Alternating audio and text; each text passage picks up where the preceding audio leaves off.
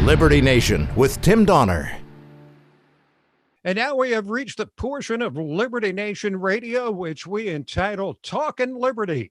It's when we're rejoined by our regular contributor, constitutional lawyer, LibertyNation.com legal affairs editor, and most recently, our man on the ground at the inauguration of Joe Biden. Welcome back, Scott Cosenza. And the insurrection, Tim. Don't forget Insurrection that as well. You were there for both. Yes. We could probably just again share recollections of those, but we won't.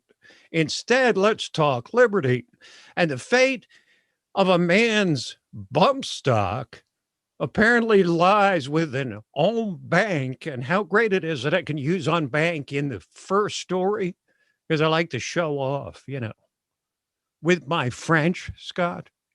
Tim, bump stock, Second Amendment, and en banc review in an appellate court. It had to be brought to Liberty Nation Radio. We've talked so much about en banc review in various instances in the past. So, as you'll recall, in a administration, I think that was generally viewed as easy on the Second Amendment and gun rights and for gun owners, Donald Trump pretty much unilaterally made these devices, these bump stock devices, illegal in a remarkable show of executive authority, if not overreach. And so that's all working its way up through the courts now. This guy is the last person who's been legally allowed to have a bump stock because he's the head of the Utah firearms group that's suing. And so he was allowed to hold on to it while they kind of work things out. And they're still working things out, but unfortunately, it looks like he's going to have to turn in his bump stock for destruction instead of being able to hold on to it. All right, let's move to the wonderful world of social media, which is shrinking of conservatives more with each day. Alt-right Twitter troll Ricky Vaughn busted for voter disinformation.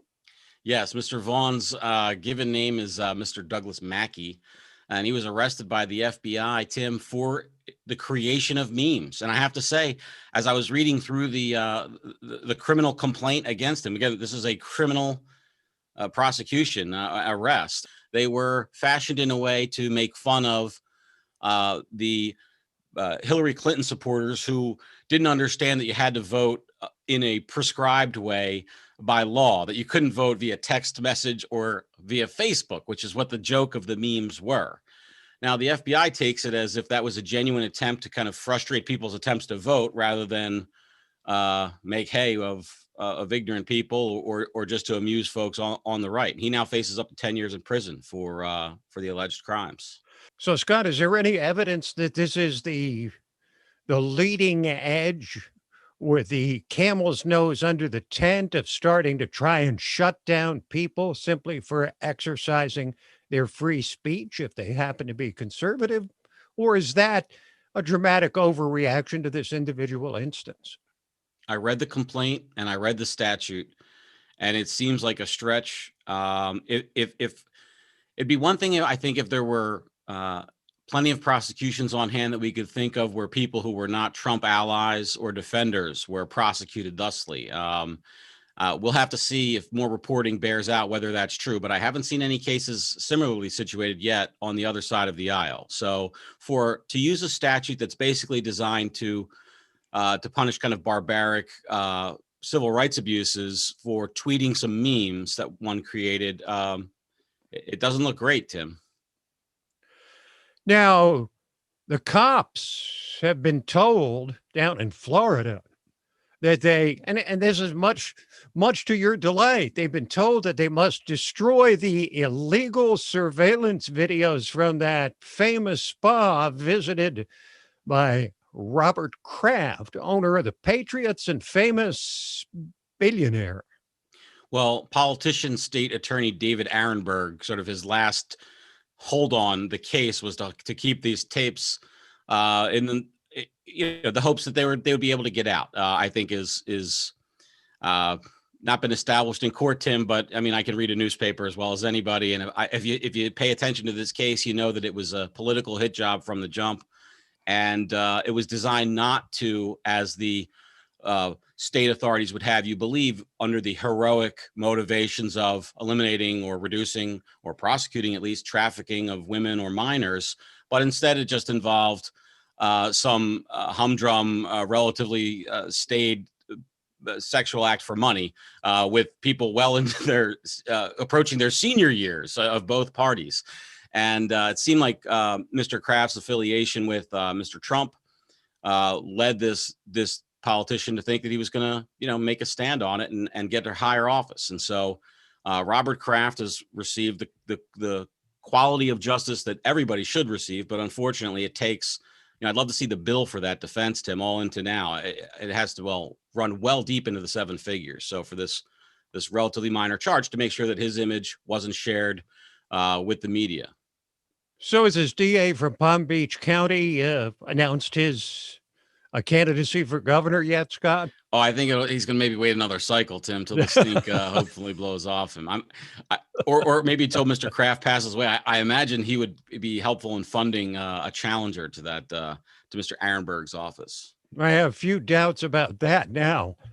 What the heck is the Jones Act? It's apparently a protectionist measure, and the Biden administration has affirmed their support for it, which apparently is going to harm Hawaiians and Puerto Ricans. Explain it to us. Yeah, this impacts the liberty of all of us, but especially felt on Americans who live not in the continental United States and on islands. And what it does is it says that if a ship leaves one U.S. port and returns to another U.S. port before stopping at any other ports, that ship must be flagged and sailed by Americans. Now, how the shipping industry works, Tim, is almost all big ships are flagged in, they call them flags of convenience. And basically, it's an easy way for them to use courts to their advantage and not get tied up in crazy regulations that they don't want to. And so almost everything we get that is shipped from China or elsewhere around the world comes with one of these flags of convenience ships. Well, it's a massive increase in prices if you have to require that it's a U.S. ship and a full U.S. crewed vessel. And so what it means is that people in Puerto Rico and maybe probably the Samoas, Hawaiians, they have to pay a lot more money for goods than they otherwise would, because the only competition for shipping them goods comes from these U.S. vessels and U.S. crews. And it's a real tax that they pay on every single thing they buy that comes by boat, which, as you might imagine, is just about everything.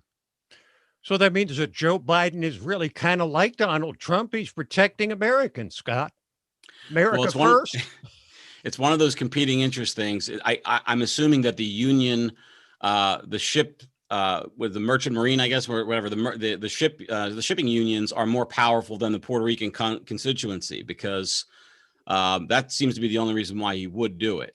They talk about safety all the time and security, but that's a lie, because these foreign vessels come into U.S. ports all the time from foreign ports, just not directly from a U.S. port. So the only reason to keep it is for protectionist purposes. So that's the choice that Biden has made.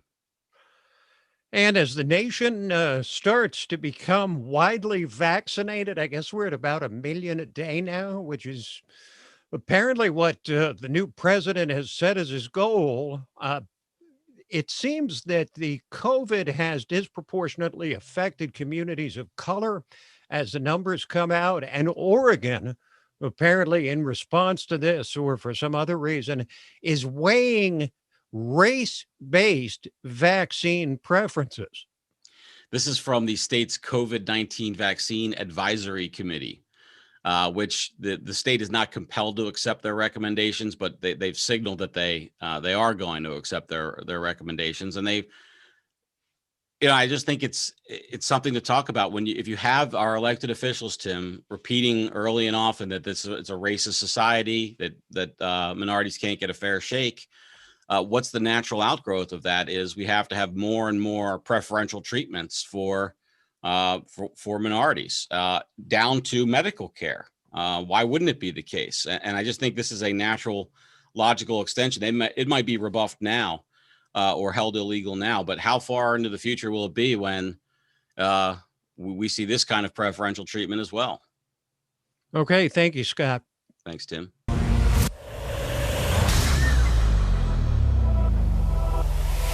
Hi, I'm Lisa K. Donner, along with Mark Angelides, Sarah Cowgill, Tim Donner, and Scott Cosenza, and this is Liberty Nation.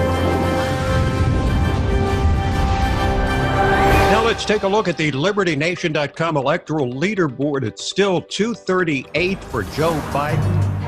What if stories and legends can offer us the key to unraveling the hottest political issues of the day and apply their lessons to understanding the chaos of modern politics? Impeach 45!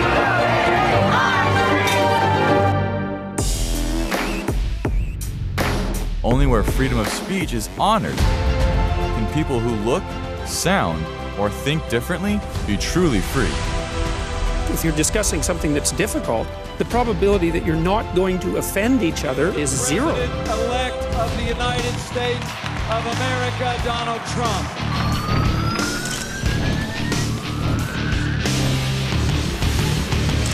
Donald J. Trump is now president. With one click, Liberty Nation delivers tomorrow's news. And remember, liberty. Today. All the time and everywhere. LibertyNation.com.